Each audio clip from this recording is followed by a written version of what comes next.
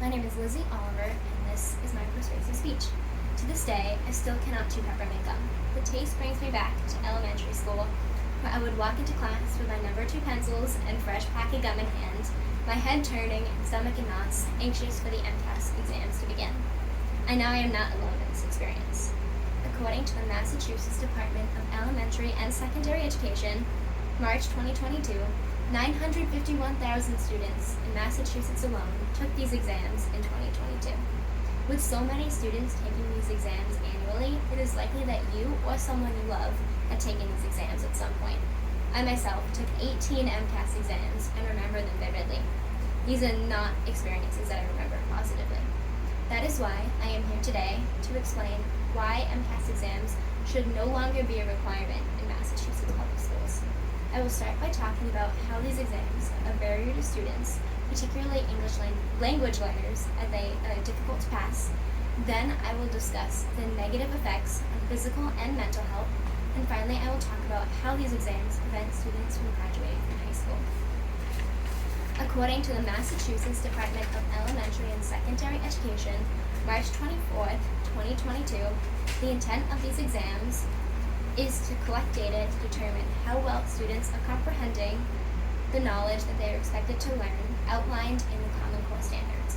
All students, regardless of physical and mental disability, are required to take these exams, as well as English language learners, or ELL students. ELL students struggle greatly to pass these MCAS exams. A study published by Sage Journals in March 2004 found that only 8% of ELL students have passed the exam in 1998 when the first MCAS test came out. According to Citizens for Public Schools, in March 2022, 24 years later, only 25% of 10th graders passed both their math and their English MCAS. This is an issue. If Massachusetts and the country are becoming more diverse, shouldn't the test scores reflect that, and rather than only going up by a few percentage points, more than 1/4 of ELL students should be passing MCAS, but this is not the case. If the intent of MCAS is to collect data, which can then be used to help improve the education for students in Massachusetts, yet so many students are not passing, is MCAS effective, or is it doing more harm than good? We just discussed how MCAS testing has a negative effect on ELL students. MCAS testing affects ELL learners as well as other students, as it can negatively impact their physical or mental health. Harvard University 2019 found that when high school students take standardized tests, their cortisol level increases by 15%. This leads to physical symptoms such as headaches, the anxious stomach I talked about earlier, as well as feeling dizzy and sometimes fainting.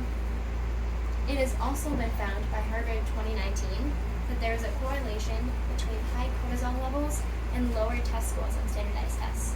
Since MCAS is a high-stress environment, it is possible that MCAS scores are lower for students, not because they do not understand the content, but rather because of their anxiety. If stress levels lower test scores, MCAS may not accurately measure content knowledge, as students are unable to accurately demonstrate their knowledge due to their high levels of stress. According to Harvard University 2019, students who do poorly on exams may develop low self-esteem. Failing such high-pressure tests may leave a student feeling like they are unintelligent or stupid. This, if left unchecked, can lead to negative effects that go beyond their mental health in the classroom and could lead to serious issues. If MCAS testing is not accurately measuring what is intended due to the high stress levels put on students and is causing mental disturbances for these students, is it worth it? If it is not meeting its intended purpose and once again is doing more harm than good for individuals. Besides anxiety, there are countless other reasons why a student may not do well on these exams. And if a student does not do well, this could have dire consequences on their present day and on their future. In order to graduate from any public high school in the state, you must pass all your MCAS exams. According to Berkshire Eagle, September 2021, 50,000 students in Massachusetts have not graduated from high school because they did not pass MCAS. Without a high school diploma, it is difficult to find a job, and once you get a job, it is difficult to support yourself and move out and succeed in life. It is possible, but there are more roadblocks in the way.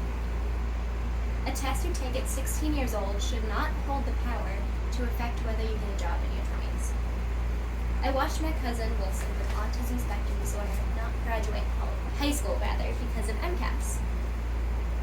He was diagnosed with autism spectrum disorder at the age of 3, and he was never expected to go to college. However, he was expected to graduate from high school. With the help of amazing teachers, friends, family, and a wonderful special education staff at his school, he worked really hard to learn all the content he needed to pass all his tests, all of his classes to graduate high school, and we were ready to celebrate his day. 1 week before he was set to graduate from high school, he was contacted by the school and told that he would not be receiving his high school diploma because of MCAS. He took his math MCAS 5 times, but still could not pass due to the intellectual disabilities resulting from his autism. My cousin worked really hard to get his degree, and like 50,000 other students, did not reach it. Since then, he has had trouble finding a job and has had a difficult time making his way through life. This is my cousin's reality, and it should not be the reality for other students in Massachusetts. MCAS needs to be removed so students like Wilson do not have to face the difficulties that he has. In conclusion, today we looked at 3 reasons why MCAS should be removed from schools. We discussed the important but negative impact it has on English language learners, the effects of testing anxiety on physical and mental health, and how it prevents students from graduating high school and has a negative impact on their future, both present and long term.